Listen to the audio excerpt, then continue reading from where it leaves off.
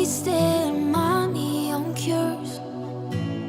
Forgot how to fix myself. They say that time is free. Then why is it so precious? Oh, I'll say memories in my head, like Polaroids on walls. They remind you to look ahead. Time is running out.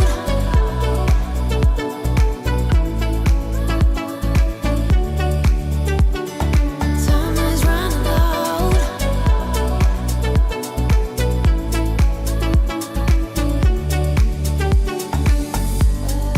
Lately I've lost my track. I've sailed the deeper seas, hoping to find something to bring back better times. Oh, I'll say memories in my head, like Polaroids on walls. They remind you to look ahead. But time is running out. Time is running out. Time is running out. Time is running out. Time is running out. Time is running. Time is running out.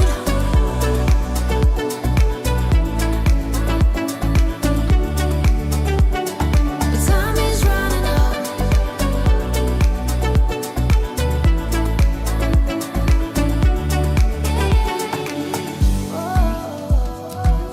What if my best days are over? They can't be over.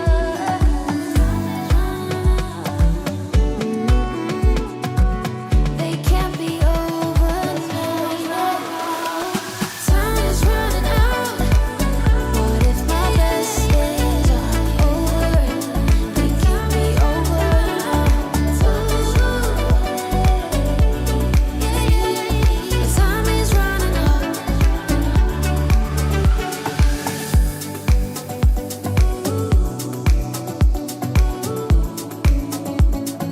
Time is running out.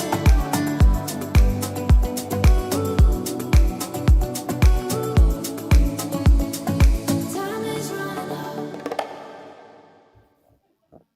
Can you believe it? It's Monday afternoon at 2 o'clock. Apologies for those who are expecting a 12 o'clock session. We delayed it a couple of hours to allow our A-level economics students to recover from paper one this morning. I hope it went well. It's always nice to have the economists back in the room, isn't it, G? Yeah. It is indeed. You know, we are an inclusive church, so we want as many people to attend as possible. Exactly that. So welcome, everyone. So this is a session we've done 2 warm-ups so far. This is the third of 3 warm-ups. We've done some MCQs. We've done some 9 markers. And in this session, which should be about 30 minutes or so, we're going to have a think about the 25 markers and work our way through the structure, a suggested structure for how to hopefully do really well on those. We'll have a look at some possible example questions and not predictions, so there's possible questions. And then we'll actually have a look at one in detail, just show you how you can apply the technique that we think often works or nearly always works for these. What do you think, G? Should we? We haven't got a name the brand, have we, today? Which is remiss of me, really. So the big reveal for this session is we don't have a big reveal. But I just want to mention something very quickly. So students, Wednesday at Excel session where we've done them all, really. I mean, we had 2 last week. We've done about 16 or 17 in the past few weeks, and they're all recorded. So please just go to our YouTube channel and watch the recordings. Yeah, the idea is we leave tomorrow for you to revise. And practice Yeah. some rest. Yeah. We've done it. That's what we're going to do. Okay, good stuff. So let's crack on, shall we, G? Yeah. Enough chat. Let's crack on. So Graham's going to take us through the structure for how 25 markers can be answered effectively. And then once we've been through, including different ways of evaluating, once we've done that, we'll take a look at some possible questions and work our way through them and get your thoughts on those. So, G, over to you, mate. Okay, so so basically 25 markers. There'll be 4. You choose 2, 1 from each section. That's important. So just a couple of key points here. You must answer the question. You are set. Each question will have I find it hard to pronounce it, something called a hook or a hook, which you really need to focus on. You must show depth and range of knowledge that is precise, and selectivity as well. You don't really need more than two, perhaps, to the conclusion. So selectivity is really, really important. We're after logical, well-developed chains of reasoning, which is well-developed analysis. Make sure you explore the hows and the whys, and you don't just string assertions together with connectives. Explain how and why. The judgment is really important. This is where the house sort of a scenario comes in. It should consider both arguments. Yes, you need to be decisive, but you must have a balanced evaluation. So make a judgment based on what you've already said. It shows balance, but answers the question. Now, remember, evaluation is the highest mark in 25 markers, and that should really, really drive your response. And it's so important to try and add some value into your conclusion. So, yes, build on what you've already said. Give a balance, but also try and add maybe a new piece of context or something like that in order to add value. And I think we're going to look at how to add value shortly. Yeah, I think so, because obviously 25 markers are marked holistically, aren't they? So levels of response-based marking, so levels 0, no answer, all the way through to 5, an excellent answer. But evaluation is nominally the most important part, isn't it? Nominally, it's 40% of the 25 marks, isn't it? So that's why when we look at 25 markers that maybe underperform, it's often that there isn't sufficient emphasis on the judgment supporting it, but also the judgment doesn't add a lot of value to the answer. It's a bit of a sign-off, isn't it? So that's why we think adding value is a good thing to do. We've got an example of that coming up a bit later. But, gee, I mean, there's 2 or 3 ideas there that you could use. You don't have to use all of those, do you? But worth trying them. Yeah. I think the bottom one there depends on. A lot of students always talk about adding a depends on factor. But what you tend to find is when you see student answers, they don't explain why it depends on that. They just sort of say it depends on and make 3 points. That's not evaluation. If you're going to use a depends on factor, you must explain it, which is really, really important. So, and also, trying to bring in a new example, a new piece of context, develop something that you've already said a little bit further. Depends on factors are great as long as you, expand on them. It really does depend on how you use depend. That is so important. And Emma Grantham there, would you recommend answering the 25 marks first? No, is the answer to that.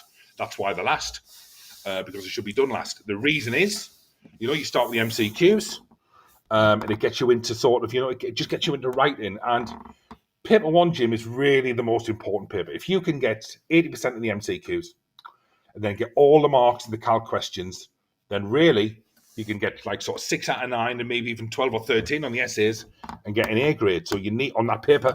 So I would just do them in that order. Just leave enough time for them. Yep. Josh asking, are we going to do an essay walkthrough? Yes, we will. So we're going to go through an essay walkthrough on a 25 marker. We've got a couple of other questions we can spend a bit of time on as well in this session. So just looking at those ways of adding value, G, I know we mentioned it on the 16-mark open questions, didn't we, as well, and the decision questions for paper 2. This idea of keeping a little bit of application back for your conclusion is quite a smart way. Something in your back pocket, something to add in there. So basically, because remember, you've already been marked on what's come before. So yes, you should build on what you've already said, but go beyond that. Yeah. And try and add a little bit more information to fully justify your recommendation. As we have a look at the technique, Shafi's asking a question. A number of people are asking in the live chat, how many points do you need? So there's no need for more than 2 paragraphs, 2 arguments, 1 for, 1 against, and then a big conclusion. You can write a sentence introduction if you wish, but you don't need any more than about 2 balanced arguments. 1 for, 1 against. You can write as many as you want. It's almost like we want to leave enough time to really do a justice to the conclusion, and therefore writing too many paragraphs restricts the time. Have you got something in your hand, G, like a little pencil you're tapping on the table, or is it me? Is it something I've got? No, it's not me. All right, okay. So just again, a lot of comments come. Should I start with 25 markers? I've already answered that. No. Yep. And you know what? Just to reinforce what Jim said there, if you go on the AQA website, there are there's 2 or 3 examples of 25 markers. They've got 23 marks and one have got 25. That was just 2 paragraphs in a conclusion, and they've got 23 and 25. Yeah. So we'll have a look. We'll have a look at something similar to that a bit later. Okay, let's get going now. So, G, do you want to just take us through? We've got 2 approaches, haven't we, to judgments, conclusions, which we think are quite effective. I mean, other methods are available, but just take us through these 2. Yeah. So some students like an acronym to hook their exam structure on. This is just one of them. So when you're writing your judgment, your recommendation or your conclusion, one technique is what we call the 5 Ws. Now, it's not something you would write. You wouldn't write 5 Ws in the margin and then just do. So it's an holistic approach to evaluation. So tell the examiner, first of all, what is your judgment? Make a decision. Make a decision. Also, tell the examiner why you reached that decision. Next, try and focus on the most important reason. Now, that 4th W there, Jim, it's the Disney moment. It's where the magic happens. Why did you come to this alternative or judgment rather than another one? So this is where you bring in your balance, recognizing, the opposite argument, but focusing on why you chose the other one rather than the one you've rejected. It's very much a trade-off. Now, if you want to, but it depends on factor on, and that's absolutely fine, as long as you explain why it depends on that. Yeah. So that's just a really good technique. Now, AGIM is basically a synthesis of the 5 Ws. It's the same thing, really. Answer the question, justify. It depends on what was the most important point. So really, you could switch I and M around, really, if you wanted to. Yep. So as long as those areas are covered in your evaluation, you're going to be fine. But I can't stress the importance of balance. You're always going to have 2 opposing points. That's evaluation. You need to recognize the strength of both of them, right? That's balance in your evaluation. Recognize they both have strengths, but maybe select one over the other because maybe the situation the business is in or whatever is stronger. That's balance in your evaluation. How necessary is an introduction? It's not necessary. It can be a good way to start, and I think we'll look at that. Yeah. Some do, some don't, but it can be a way to sort of drive your answer. You should know the answer to your... Yeah, the examiners said in, I think their examiner's report the year before last, they said often students who scored highest, it was clear to the examiner where their argument was going to go, where their judgment was going to go as a consequence of starting with an introduction. And they also suggested that an introduction generally was written once an answer had been planned, and we know that planning leads to higher marks. So I'm a fan of an introduction, but I wouldn't spend too long on it. I think it sets the scene, but then you want to get into the meat of the first argument, I think. Yeah, I wouldn't be using a Pete structure for an AQA question, to be fair. But if that's what you're being taught and it's working for you, that's absolutely fine. Remember, there's lots of different acronyms out there. Peach tends to lend itself more to Excel. Pecan, you can use that as well. You'll have been writing answers for 2 years. Your teacher will be marking those. Use what you're familiar with. These are just some techniques you think if you've not really been taught that, you can start to use now. Now, Alexander, that's a question which we'll actually, I'll put it on the screen here, which we'll go through as we look at some possible questions and also one in particular in detail. You don't have to have real business examples. You can use example contexts. You can use example industries. I think it's quite nice to have a couple of examples that you bring in if you're confident and familiar with them, but there's no requirement to actually have them as long as there is application. So it can be, but I'll hold fire on that, Alexandra. We'll have a look at that in the next 5 minutes or so. Gee, I think we're ready to, unless you want to say something else, we'll be ready to look at some questions. Just lots of questions about pecan. Well, it's just a way of writing paragraphs. Make your point, start with a relevant point. Then the rest of your point should be contextualized analysis, hence the name pecan. Yeah, cool. Okay, so let's have a look. Now, we don't do predictions, any of that nonsense, predicted papers, absolute waste of time, complete rip-off, poisonous. But what we do is provide practice questions on sessions like this. And just so we can have a look at them, have a think about how we might respond to them. So what we've done is we've stuck 4 possible 25 markers on the screen there, 2 from section C, 2 from section D. And over to you to spend a minute to have a look through those 4 and let us know in the live chat, which 2 would you select? So have a think, which 2 do you think would be the ones that you would most likely to select in paper 1? Obviously, you're choosing 1 from section C, 1 from section D. So I'll set the timer, G, whilst people have a think about it. We'll come on to examiner AI at the end. The answer is it's very accurate. Yeah, just explained what pecan is earlier, so we can watch the recording. How do you not repeat yourself at the conclusion? Well, we're going to look at one to do that, so that'll be fine. How do you write a compelling is a beautiful word. How do you write a compelling conclusion? We're going to cover that as well. But for the minute, let's just focus on the 4 questions and see which of those 2 from each section we would choose. Oh, Ella's gone for 22 and Oscar's gone for 22, 24. Ella's gone for that. Essay choice, Jim, has a real impact on paper 1 success. And I've got a bit of advice for the students on Okay. selecting the essays. Yep. And I think time spent deciding is time well spent, in the same way that time planning an answer is time well spent. It just means you write less, but your response is a lot more focused on the question. Lots of answers coming in. Bossman has picked question, I think it's either 73, in which case 0 marks, or 23. A typo. But lots of people seem to be going for 21, seems to be quite popular. Maybe we'll go that one in detail.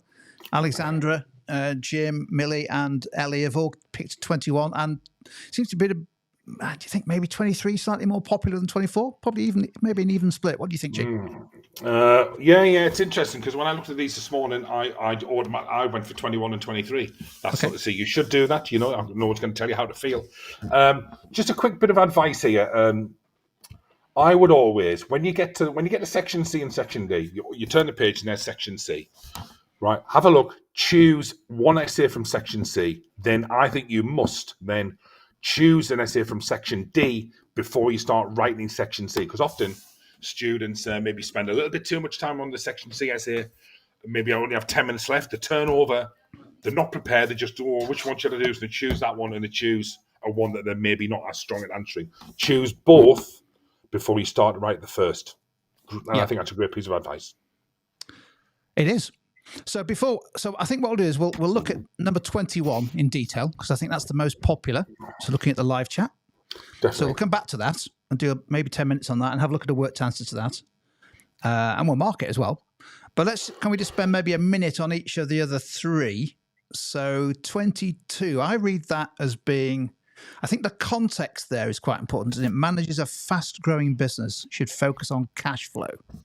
I think the context there is that suggesting that the risk of growing too fast is overtrading, running out of cash. Therefore, that would be quite a sensible thing to do if you're growing fast, to make sure you've got sufficient cash flow and avoid overtrading. However, there may well be some fast-growing businesses that have got plenty of cash, not a problem for them, but actually it really is important to maximize sales and therefore profits to take advantage of the fast growth. What do you think, Jay? That's the kind of thing, that's the way I think I would argue for and against that. Yeah, definitely. I'm just trying to pick some of the questions in the chat window. Okay. But I'll try and leave those till after you've gone through this. Okay. So 23, will organic growth always be a better option? And we mentioned about answering the question. So there's always an evaluation hook, always a word or phrase in the question that I think if you keep coming back to again and again and again and again throughout your argument, throughout your conclusion, that helps you stay focused on the question. So this is saying, will organic growth always be better than external growth? Now, that's fine. So that's quite a straightforward question, but students would have to be really careful there and only write about a situation of a strategy of market penetration. So the danger, I think, with question 23 is that you end up writing a generic arguments for organic, arguments for external. Yeah. Whereas actually it needs to be in context. So market penetration, which is Ansos matrix, that's existing customers, existing markets. So organic growth, I'm immediately thinking great examples of why organic's better, Aldi, Lidl, that kind of stuff. However, external growth could get you there a lot quicker because market penetration is associated with higher market share, isn't it? So I'd be thinking, horizontal integration, takeovers, mergers, that kind of thing, as being an argument for external growth. And then this last question, it deals with a new topic, doesn't it? That's new to the spec, and also one where there's a bit more. Sorry, just coming back, Mackenzie's asking, isn't organic growth the same as market penetration? No, organic growth is internal growth, isn't it? So, for example, you could launch new products, and that would be product development. You could take your existing products to new markets. That would be market development, but it's still organic. Exactly. Whereas, Aldi could open a store in China, couldn't he? And that would be market development. It would, and it would be organic. Organic or internal growth. Now, this question 24, what it's basically saying is, should managers' contingency plan, is that better than just dealing with crisis management? So I suppose the argument there would be, you'd make an argument that says, yes, you really should contingency plan, and here's how and why, and put some examples in. However, the downside is that you can't spend all your time planning for things that might not happen, and it's costly. Yeah. So why not just deal with crises properly when they occur? So crisis management can be, if you deal with it well, can be a very efficient and quite successful, low-cost activity, and you've not spent your entire time planning for things that don't happen. So I think that's the way I'd answer that. Any thoughts on that, G? Have you spotted anything else in the live chat coming through? Well, yeah, there's a lot of questions, but just not necessarily the essay questions. So some students saying, do I have to use real businesses within my answer, or can I make them up? Well, the way around that is just use a market or an industry. You could just say, for example, in the airline industry, this is prevalent, or in the retail industry, that's fine. Someone asked, is viral marketing on the specification? Yes, it is. We covered that yesterday. Yeah. So still some confusion on organic growth always has to be market penetration. That's not true. Not true. They're completely different concepts. Not true at all.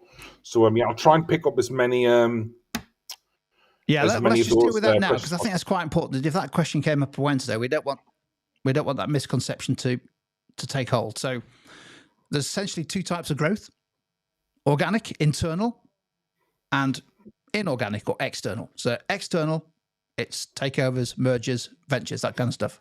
Yeah. So those are the two types of growth. And in fact, you can do both, but those are the two types of growth. Market penetration, market development, that's a different thing altogether. That's your decision as to which markets you decide to compete in. So it's the Ansoff matrix. So there are 4 matrices depending on whether you're using existing or new markets and customers.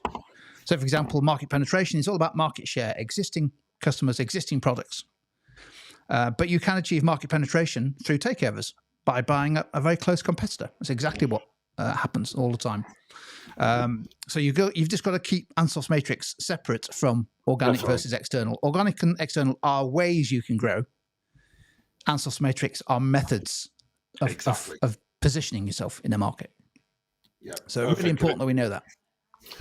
Yeah, Youssef's been very patient and has asked, I think, 4 times now about EdXL content. So I just previously mentioned we did 2 last week. I think we've done, like AQA, I think we've done about 16 to 20, haven't we, Jim, over the last few weeks? They're all recorded. Yes. Yeah. Go to our YouTube channel, Youssef, and you'll be swamped with EdXL live streams. So we've done loads. Yeah, don't worry. Good stuff. Okay, so hopefully that's useful. Obviously, you can have a go at some of those questions. I've also put a link into the top of the chat to, I think, another 25 mark questions if you want to spend a bit of time unpicking them, practicing them. But I think for the next maybe 10, 15 minutes, let's take question 21 and explore this in a bit more detail and do a walkthrough of how to approach it and how to write an answer to it. So let's have a look. Here's the question. This was question 21. Is pricing the most important factor that determines whether a business can establish itself in a new market? So let's unpick that, G, shall we? Yeah. The starting point is clear. The question is about pricing, isn't it? The importance of pricing. And of course, we might therefore be able to bring in some different methods or strategies, pricing tactics. So the question isn't specific to one method. The end point is entering a new market, isn't it? How and why is, to what extent is pricing the most important way that determines whether you can establish yourself or enter a new market? So, and I think the other thing is the wording of the question. Is it so the evaluation hook is the most important factor. So why might price be the most important, or could something be could something be more important than price? And it's about entering a new market, establishing itself. And of course, with all 25 markers, we do need balance. So we don't need more than one argument for, one against. You can have more than that if you want, but you don't need them. More importantly, a supported judgment, which, as we said earlier, adds some value. Yeah. So should we pass it over to the live stream team to get some possible points we could develop for this? Yeah. What do we think? We should, and I think we should have a timer as well. And would you believe it? We have a timer for those students to maybe think about why it's important and why it's not important. Yeah, so maybe if in the live chat, if you just put pricing important or argument for, and then maybe the argument against, factors that may be more important in terms of establishing yourself. So over to you, have a go. We'll try and pick a few out as they come in, or as and when people get a chance to type them. Remember as well, it's and I know we've just covered a bit. We can't read the question too many times. It's a new market. It's in a new market, and it's the most important factor. So that's the language we need in our answers. If you were to score full marks. So Alexander's suggesting an argument, a different argument, a reason why pricing is less important. Something's more important. The strategy of differentiation. Differentiating in this case through innovation, new products and innovation as a way to establish yourself. An example there of Apple Vision Pro. Okay, so pointing to some factors that could be more important: quality, barriers to entry to the market. So that could be factors such as distribution, couldn't it? Yeah, that's I think there's a little bit of confusion with some students about you have to talk about the other elements of the marketing mix. If the question was, is pricing the most important element of the marketing mix, then that's a different question. So this is other areas that can determine whether a business can establish itself. So and it's also broader. In the context of trying to establish yourself in a new market. It's far broader. It's a far broader question. Yeah. So Thanish is making a great point. Did you do economics this morning, Thanish? If so, hope it went well. If you didn't, hopefully you didn't miss it. But a regular on our live streams talking about how it depends on the nature of the market. I think that's going to be a really fruitful way of approaching this question, isn't it? So markets that sell homogeneous goods and services, such as supermarkets with little or if any differentiation, while pricing is important, that's going to be really vital to establish yourself. Whereas markets where there's differentiation, perhaps through quality, less so. Great answer. That would be a fantastic way of... let's have a look. We've got a number of people talking about different pricing strategies. Let's pick out a few here. So loads of people. It's amazing how much people are typing. Phenomenal. Let's have a look at Emma, who asked that great question earlier. Penetration pricing could be a really effective way to enter a market, to establish yourself in the market. Price being set lower than competitors to gain market share. Yeah. And the issue there would be making the link between penetration pricing and what kind of market conditions would that work in? Yeah, that's an amazing point there, because it depends on the market, doesn't it, Jim? If some markets are less price sensitive, that's a great answer. For example, if you're talking about luxury fashion, would penetration pricing, pricing thing like that be as important than quality or differentiation? Some really good stuff. Great answer. Some good stuff. This is great stuff. Exactly what you should be doing in the 25 market. Spending a minute or two or three, planning your main argument for, your main argument against. And as we'll see in a second, you don't need to write lots. As long as the examiner is seeing a well-developed argument that's relevant to the question, a bit of balance with some context, that's all that's needed. Millie's making the point, it depends on the competition. So if there are already lots of competitors with low prices, then actually it's probably quite hard to establish yourself in the market unless you have very low costs. Whereas it may be more important to be able to differentiate yourself. Love that. Some great stuff here. Too many answers to put on screen, G, to be fair. Which is amazing, isn't it? But we'll keep the live chat live on the recording so people can see. Yeah, we'll keep it open. We shall go through some of our suggestions. What do you think to these? Yes, so so the first one is it's an effective way to build a customer base using penetration pricing, which a lot of students got. Yeah. If demand in the market is price elastic, then a business may be able to, that's a hedging word, may be able to attract demand by offering lower prices than existing competition. And it's important to build sales and contribution per unit sold as market share is established, so cover likely fixed costs, such as advertising or running a sales force. So it is really worth mapping out your arguments and selecting the one that you think's the best one for you to answer. On the other hand, differentiation, they are potentially more important in establishing market share, as pricing alone, it might not be sustainable. That's a great one there. Barriers to entry that make pricing ineffective. If the existing businesses within that market, have a high market share, which means they may have high brand loyalty, or control established distribution channels, that might make pricing harder to use as a strategy. And also, you can bring in the marketing mix. Other elements may be more important. For example, promotion to reach awareness or brand awareness, and reach target customers. So really, you only need probably, Jim, one each of those. I think so. Yeah, I think so. That's all we need, because we want to leave time for that conclusion, don't we? We want to leave time for that, that really well developed and value-added conclusion. Yeah, and I think there's lots of questions about, what's an A grade in the question? Well, the average mark is round about 12 to 13 out of 25. So if you're scoring higher than that, obviously depending on what you've got on the MCQs, the previous questions, you're going to be fine. I think we're going to run through one, Jim, aren't we? We're going to run through a suggested answer. Yeah, to this Mackenzie's question, asking how not to repeat the points in the conclusion. So we'll take you through a walkthrough of an answer to this answer. Good stuff. Okay, so what we'll do is I'll take you through the walkthrough of the answer. G, maybe you just chip in at each of these 4 elements and just add in your thoughts, and then we'll live mark it, shall we?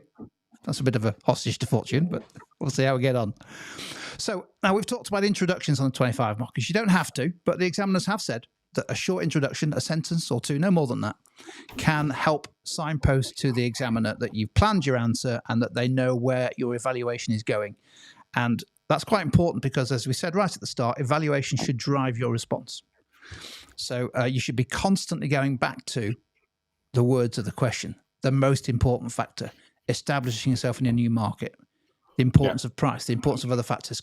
That keeps you focused on the question. It means you don't drift into 3 or 4 pages of waffle. So here's an example of an introduction. I'll read it through and I'll get G's thoughts. Price can indeed be important in a strategy of new market entry, particularly where demand is price sensitive. However, other factors such as product differentiation may be more important in many markets, as this is likely to help overcome barriers to entry. What do you think?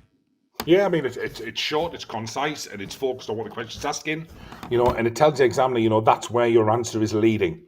So it can be a really useful way of starting an essay question. So I read that to say that the conclusion is basically going to say price can work, but it's not the most important in most situations. Exactly. So now what we want to do is I think the argument 4 should be the argument for the underlying premise in the question. So is price the most important? Start by arguing why price is the most important. So I'll read through this and then again get G's examiner insights into this. And I've tried to highlight in red beyond the first point, so the application. Can I just mention, sorry, Jim, because there's a few questions about why are we not defining? Well, because on the extended answers, you don't need right definitions because your knowledge and understanding is coming through the body of the response. So I've already said Jim's first paragraph here. It's clear that through the answer, Jim understands what pricing is. Doesn't need to define what pricing is because the answer is clear enough for knowledge and understanding to be inferred. Now, listen, definitions can be a useful anchor point, and if you want to write them, that's fine. But you're not going to be penalised for not writing them because your knowledge and understanding is far more. There's far more marks available. It's far more marks available for knowledge than a simple definition could get anywhere. It's about accurate and thorough knowledge and understanding throughout your answer. That's what we're looking for. You don't really need a definition. Sorry about that, Jim. Yep. And not people saying no interest necessary. Well, okay, you don't have to write one if you don't want to. The examiners have said they are useful, but you don't have to write anything. You don't have to write anything for 25 mark if you don't want to. So it's just a sentence. So let's go through this. So pricing will be important. And the point I want to develop here is if demand in the market is price sensitive. I think this is as soon as you see pricing in a 25 marker, you should be thinking price elasticity demand is going to come into this somewhere. It's got to, hasn't it? Definitely. So let's see now. The stuff that's in black, not red, should be the sort of the knowledge and the analysis, and the stuff in red should be a bit of application. So interweave. So pricing tends to be a more effective method of gaining market share, establishing the market, when demand is sensitive to price. If PED is greater than 1, a small decrease in price is likely to lead to a proportionately larger increase in quantity demanded. So, for example, if a business enters a market by offering lower prices that are, say, 10% lower than the existing competitors, if PED is greater than 1, it might expect to attract demand, provided, bit of balance here, that target customers know about the price difference. So that's the rationale, PED, behind penetration pricing, isn't it? Where a low initial price is set by a new entrant to attract customers before subsequently raising the price later. So that's basically saying, yes, go into the market with a low price, lower than the competition, take advantage of price elasticity of demand. And then a bit of context. So, for example, Xiaomi, which is one I use on nearly every answer that I write about technology, were able to establish themselves in the smartphone market with high-spec phones priced at nearly half the price of Samsung and Apple. And I also tend to use Netflix. So there's nothing wrong with using classic examples Nothing at all. to season your analysis. So simply Netflix initially offered streaming at just $8 a month, which was significantly cheaper than cable TV. So there's a bit of support for this idea of price helping you establish yourself in the market. And although competitors may try to respond to such pricing, they may not be quick enough to prevent the loss of some market share. In other words, the business is able to establish itself in the market. Yeah. And I think that's a decent argument for. It is. And also what we've got here is we've got a classic example of blended analysis and analysis and application. So we don't have big chunks of application and big chunks of analysis. We blend them together. There were some students there, and there was a great one about, do we not need a counter attack each point? Like maybe put a depends on factor at each paragraph. You can do. You absolutely can do, but you don't need to. Balance comes from two opposing points, and then a logical, judgment at the end. So that's fine. I was talking about penetration pricing here, not predatory pricing. So penetration pricing, one of the pricing strategies in the AQA specification, and definitely legal. Yeah, so, you wouldn't use predatory pricing, wouldn't you? Because it's not legal, so you wouldn't use that. Funky, welcome back, Funky. Hello, Funky Pigeon. Do you not have to summarise your points at the end of each paragraph? No, you don't. You don't have to. You could do, but you don't have to. You don't have to. Move on to the next point, because we want to leave time for that big, chunky or funky conclusion. Hey. Thank you very much. I'm here all day. Let's have a look at the counter argument here. So same idea. Take 1 point, develop it in context. That's all we need before we write a conclusion. So, however, so it's signaling that this is a counter argument. Other factors may be more important than pricing. So using the words of the question to overcoming barriers to entry. So in other words, use the question, focusing on the question. So pricing is just one part of an effective marketing mix, and it's perhaps easiest for competitors who enjoy economies of scale, which enables them to undercut a new entrant. However, a business may be better to establish itself by using differentiation or a USP, a unique selling point, as these are harder for existing competitors to copy. So it's a simple sentence that explains that actually differentiation, perhaps through a unique selling point, is going to be a better way to establish yourself in a new market. That's all you need to write. Now, just give an example. So, for example, Apple entered the smartphone market. There we go again, Apple. With the iPhone priced at over twice that of leading phones, they differentiated their product using touchscreen technology, an intuitive user interface, and integration with other Apple products, such as the iPod. Similarly, rather than trying to undercut car makers, Tesla established themselves. So using the words again, established themselves in the car market by using differentiation, using cutting-edge electric vehicle tech, and attracting customers. In other words, establishing yourself in the market, attracting customers from existing car makers who wanted to switch to electric vehicles. And so by offering a new product into a market that's clearly differentiated, you can perhaps become insulated against a competitor response on price. What do you think, G? Great answer again. Once again, we've got it's focused on the demands of the question. It answers the question, really. We've got blended application and analysis, again, just to reinforce, again, the same questions are coming through. I think, some maybe students are joining late. You don't have to use the names of individual businesses. So, for example, Apple, you could have just talked about, businesses in the sort of, high-end technology market. So, you could make a business up, like a business within a certain industry, that's fine. But using industries, markets, and, segments is a really, really good way if you can't think of any businesses. And again, lots of questions coming through about having depends on factors at the end. Yeah, you can do that if you want, but you don't need to. I think it's important to leave something back for your evaluation. And there was a couple of questions. Is that all that's needed for 25 marks? Well, there's a lot of depth in there when that was written out. That took a fair while to write. Yeah.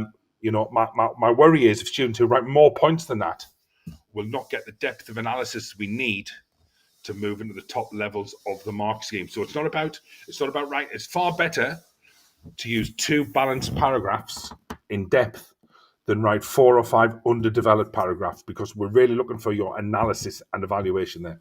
So yes, Let's ask you a question, because we've said basically there's no question in AQA that needs more than 2 arguments and a conclusion. So for a 16 marker, 2 arguments and a conclusion.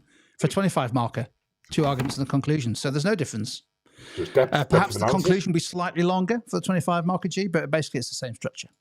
Exactly. There's more marks, for example, in a 25 marker, there's more marks Yep. for evaluations. Therefore, subsequently, your overall judgment needs to reflect that. Yeah. So have a look at the conclusion. Let's have a look at the conclusion. So again, this is just to highlight the fact that hopefully if you're not writing as many arguments, that leaves you time to really go to town and do the conclusion justice. And to be honest with you, this is what makes the difference in the 25 marker. It's the conclusion. So we need to answer the question. We need to justify why we've come to that view and recognize the value in the alternative, but then also add some value. So as Graham was saying right at the start, add some value, bring in an extra piece of application or develop an it depends on point. And all that means that your conclusion is going to be better than most answers, which are mainly a sign off, aren't they? A sentence or two, which say, in conclusion, it is the most important factor, or it's not. Yeah, and if that, and some students whose timing's out don't even get to write one. So that's why time management's so important. So let's go through it and then get G's view on it. So in conclusion, so it's quite nice just to sort of say, this is the conclusion. The evidence suggests pricing is not the most important factor for successful market entry. But rather, its significance depends on the market conditions and how competitors and customers respond. So it's basically saying it's not the most important. So something else must be. So in price-sensitive markets with elastic demand, penetration pricing strategies such as those used by Spotify and Gillette, two more examples, can indeed help establish in a market. However, product differentiation often provides a better or more sustainable advantage, particularly in markets where customers value innovation or quality. A number of people mention quality in the planning over prices. And then, so I'm basically saying no, differentiation is the most important factor or some kind of other competitive advantage. Here's another example to support that. For example, Peloton quickly established a leading market share in the home fitness market by offering premium priced bikes. So therefore pricing wasn't an issue. Differentiated through live and on-demand classes, leaving cheaper bikes struggling to respond. So that's an evidence that actually price isn't the most important. So overall, the most successful market entrants tend to use competitive pricing with other advantages that address barriers to entry. So that's true, isn't it? Now, of course, it depends on much depends on whether customers value product differentiation or whether they can be persuaded to change their brand loyalty, which could be another barrier to entry. However, and there's a bit more application, as businesses such as Canva in graphic design and Discord, which should be a familiar business to many watching today, have proved, new market entry can be very successful by using innovation and technology to provide a reason for customers to switch from established brands. And it's just going back to the words of the question. So if you want to establish yourself in a new market, you have to persuade people to switch. Is price going to do it? It might in some, but in many it won't. And that's basically what the conclusion says. Yeah, that's a great conclusion. It answers the question. It's balanced. It's got context. It's got some examples in there. Yeah, that's a great conclusion. There we go. So a lot of students. Should we mark it? We get a lot of requests for Jamie Briscoe. So there we go. We've said Jamie's name. I hope he's well. So I think we'll find out what this. Will this get now? What will this get now? Probably get 2 out of 25. We'll find out. Examiner AI is live and kicking. We've had something like 50,000 AQA answers answered, and people are asking, "Is it accurate?" Well, it is accurate actually because we test it against hundreds and hundreds of our answers that we've marked internally. And it's 90% plus. The thing is with Examiner AI, it takes an answer and it starts afresh. It doesn't know who you are. It doesn't know what the previous answer is. It doesn't know what the question is. Doesn't know what the mark scheme is. It uses its knowledge and understanding. Yeah. And it's subjective. It's trying to find the right level. It uses level of response marketing. So just like a human examiner, it will do something similar. So let's go set it off. We'll use 04 Mini, which I think is the default on Examiner AI. I think and it does vary. Sometimes it's 1 or 2 marks. You had one this morning, G, you were saying was a mark out compared with what you thought. Yeah, I give it 19, and I give it 19, and I think it was given 18, which is still a great answer. Okay, Examiner I said it's 24 out of 25. I agree with that. I'm disappointed it's not 25. It did give it 25 earlier, but it's also given it 23. But I think it is a level 5 response. So it says, let's go through it. Knowledge and understanding, comprehensive understanding of pricing theories, PED, penetration pricing, differentiation concepts, accurately explaining how price sensitivity and unique selling points can influence market entry success. So you've got the knowledge marks with that definitions. Application. It integrates specific examples: Xiaomi, Netflix, Apple, Tesla, Peloton, Spotify, Gillette, and Canva and Discord. It's picked them all out. It's absolutely amazing, isn't it? Linking theory to real-world market entry strategies, which it does. The analysis is well developed with cause and effect relationship, such as how elastic demand can drive pricing strategy, how differentiation can overcome barriers to entry. And the evaluation is balanced, weighing pricing against differentiation, drawing a nuanced conclusion, it's true, and it highlights the need to combine price and differentiation, a clear judgment, a focused conclusion. 24 out of 25, I agree with that mark, to be fair, G. I don't know whether you do. Yeah, it's a great answer. Yeah. You know, I think it's full marks, to be fair. It's a great answer. Should we just pick up on some of the some of the concerns in the chat window about our exam papers marked by one examiner? Some are. If, for example, the student goes on extra paper, then obviously, but generally they're scanned in, and each examiner will just mark, you know, a range of questions from different students, and they're all put together at the end. So that's that one. Pecan pie, you know, you can use that method. You know, we used to use that in our workshops a long time ago. It's still relative, but I think as we've moved on and we look at the way the questions are sort of growing, and it's, you know, I thought we've refined our approach, and 2 opposing paragraphs and a conclusion is enough to access the marks there. Yeah. There's no capping at all on 25 markers. So, for example, you know, it's level of response marked. Mackenzie's asked this question. It's a good one, isn't it? If you don't have a specific, under pressure in the exam hall as well, if you don't have a very specific example, the way to do it, I find it's just to think about different industries and just apply it to a different market. Industries is the way to do it. So, for example, you could say, you know, in the supermarket industry, or in the car manufacturing industry, or in the airline industry, or, you know, or small retailers or large retailers, you know, or that type of thing. You don't have to name a specific business. And sometimes, like when students do name a specific business, they end up telling us everything about that business. It's not a story. You've got to answer the question. And some students there saying, you know, if my analysis isn't great, should I add more and more paragraphs? Well, really, you know, you're just going to be writing at the same level. And that's just going to take you more time. So, Alexander's asking, would you write less for arguments and more for detailed conclusion? I think that's what we're basically arguing for here. Obviously, you need balance. You need a well-developed, detailed argument in context for, one against. But the danger with writing lots of arguments or too many underdeveloped arguments is it doesn't leave you enough time for a focused conclusion, a judgment, which is where the magic happens. And often, the more points that people write, the more that the answer drifts from the main focus of the question. So this question we were looking at just there was, is pricing the most important way to establish yourself in the market? So it either is or it isn't. Is there something else that's more important? So you only need 2 sides to that argument. You don't need 5 reasons why pricing is the most important factor. Pick one big one, develop it, use an example, move on, pick a counter argument, and then come back to the overall question and answer it. And you'll be surprised at how well you'll do in the 25 markers if you stay focused on the question in that way. Yeah, can I just pick up someone said there? So paper 1 is only 15 MCQs, 3 9-markers, and 2 25-mark questions. Well, that's 92 marks. So no, there's 8 more marks available potentially. You know, you might get a 6-marker, but generally there are 3 9-markers. The other questions will be calculation questions generally. So make sure you know. So 15 MCQs, 3 9-markers, and 2 25s only adds up to 92 to 100-mark paper.